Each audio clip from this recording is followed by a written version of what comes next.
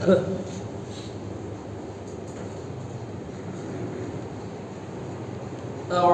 بالله من الشيطان الرجيم بسم الله الرحمن الرحيم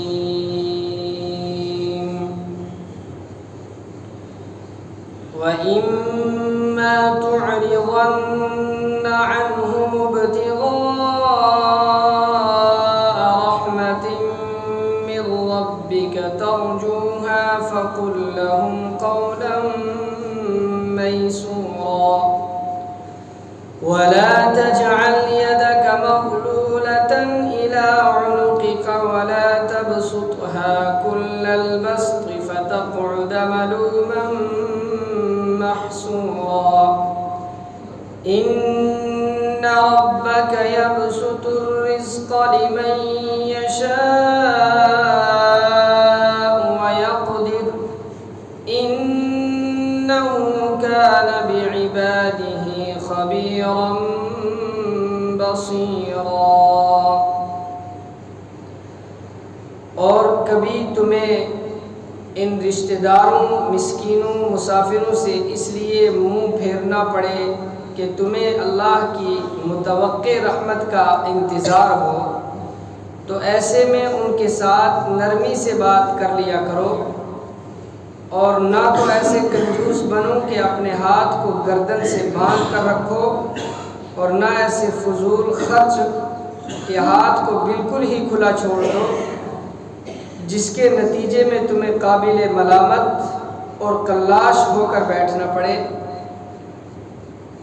حقیقت یہ ہے کہ تمہارا رب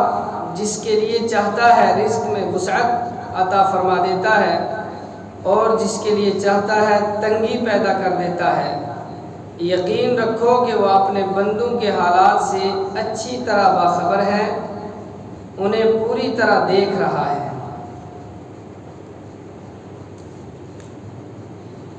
اللہ تبارک و تعالی والدین اور رشتہ داروں کے حقوق بیان کرتے ہوئے فرما رہے تھے اس سے پہلی آیات میں کہ اللہ رب العالمین نے جو تمہیں مال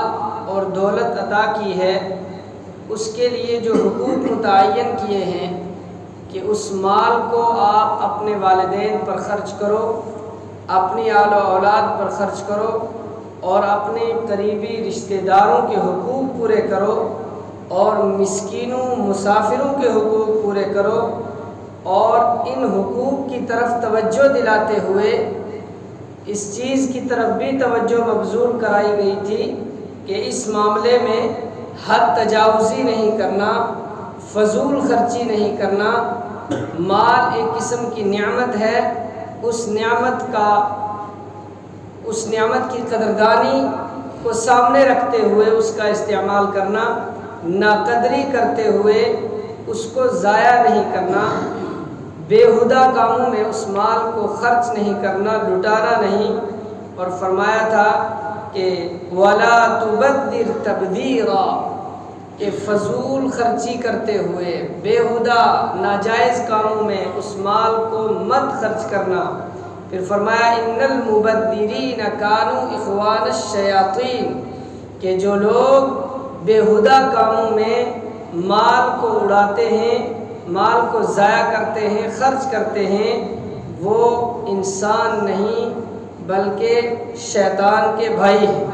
وَكَانَ الشَّيْطَانُ لِرَبِّهِ كَفُورًا،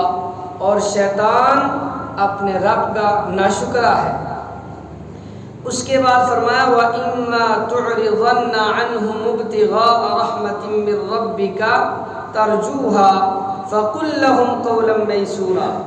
کہ آپ کو اللہ تبارک و تعالیٰ نے مال تو دیا ہے، لیکن جب آپ کے پاس کوئی مانگنے والا آیا یا جو ضرورت مند بیان کیے گئے ہیں، ان ضرورت مندوں میں سے کوئی آدمی آپ کے پاس آیا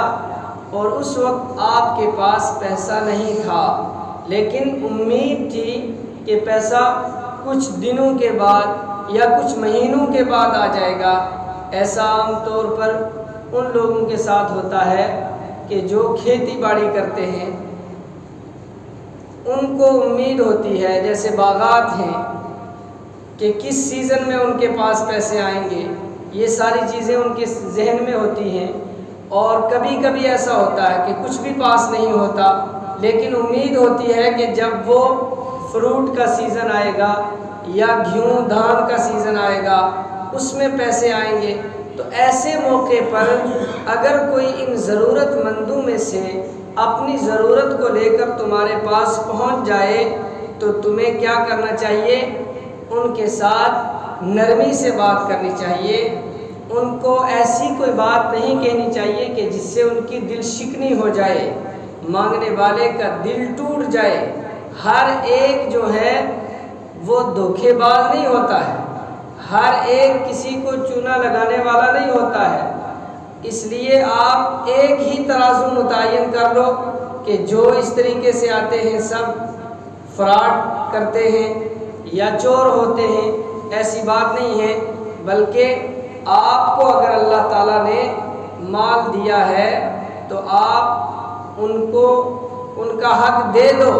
اور اگر آپ کے پاس اس وقت نہیں ہے تو اللہ تعالیٰ فرما رہے ہیں فَقُلْ لَهُمْ قَوْلًا مَيْسُورًا، کہ اگر آپ کو اللہ کی رحمت کی امید ہے کہ آپ کو کچھ مال کچھ دیر کے بعد ملنے والا ہے اور آپ کو اس چیز کی طرف امید ہے، تو آپ ان لوگوں کو جھڑکو نہیں، ان کی دل شکنی نہیں کرو، بلکہ ان کو کوئی بھلی اور نرم بات کہہ کر واپس کر دو کہ ابھی نہیں ہے، پھر کبھی آنا، انشاءاللہ دیا جائے گا۔ ایسی کوئی بات جیسے دوسرے موقع پر فرمایا کہ وَأَمَّا السَّائِلَ فَلَا تَنْهَرْ، کہ سوال کرنے والے کو جھڑکو نہیں، اس کے ساتھ ڈانٹ ڈپٹ مت کرو، اس کو برا بھلا مت کہو۔ وَلَا تَجْعَلْ يَدَكَ مَغْلُولَةً إِلَىٰ عُنُقِكَ وَلَا تَبْسُطْهَا كُلَّ الْبَسْطِ فَتَقْعُدَ مَلُومًا مَحْسُورًا۔ اس کے بعد ایک اصول بیان کیا جا رہا ہے کہ آپ اتنے کنجوس مت بنو، اتنے بخیل مت بنو کہ گویا آپ نے اپنا ہاتھ جو ہے اپنے گلے میں باندھ دیا۔ جیسے کوئی آدمی اللہ کے راستے میں جو خرچ کرتا ہے، پیسے کی شکل میں ہو یا غلے کی شکل میں کچھ اللہ کے راستے میں دے رہا ہو، تو یہ ساری کی ساری چیزیں عموماً ہاتھ سے ہوتی ہیں کہ ہاتھ سے پیسہ دیا جاتا ہے،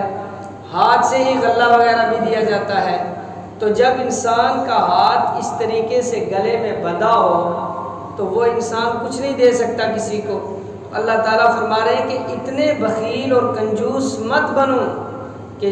تم اپنے ہاتھ گویا گلے میں باندھ دو کہ کسی کو کچھ بھی نہ دو، اور اتنے بڑے سخی بننے کی بھی کوشش مت کرو کہ جو کچھ ہے سارا ہی لٹا دو اور پھر خود بھی فقیر بن کر بیٹھ جاؤ کہ دوسرے دن خود بھی ہاتھ میں لے کر کچھ مانگنا پڑے۔ ایسی حالت نہیں کرنی چاہیے، بلکہ اعتدال، میانہ روی، درمیانی حالت کہ اللہ کے راستے میں خرچ بھی کرو، ان ضرورت مندوں کی ضرورتوں میں دو، جن کے حقوق متعین کیے گئے ہیں مال میں ان کے حق بھی پورے کرو، اور اپنے پاس بھی مال کو بچا کر رکھو کہ تاکہ تم فقر و فاقے کی زندگی تک نہ چلے جاؤ۔ وَلَا تَجْعَلْ يَدَكَ مَغْلُولَةً إِلَىٰ عُنُقِكَ، اپنے ہاتھ کو اپنے گلے میں باندھ کر مت رکھو۔ وَلَا تَبْسُطْهَا كُلَّ الْبَسْطِ، اور اس کو بالکل بھی کھلا مت چھوڑ دو کہ جو کچھ ہے سب کچھ اڑا دیا۔ فَتَقْعُدَ مَلُومًا مَحْسُورًا، اور جب ایسا کرو گے تو پھر تم ایسی حالت میں پہنچ جاؤ گے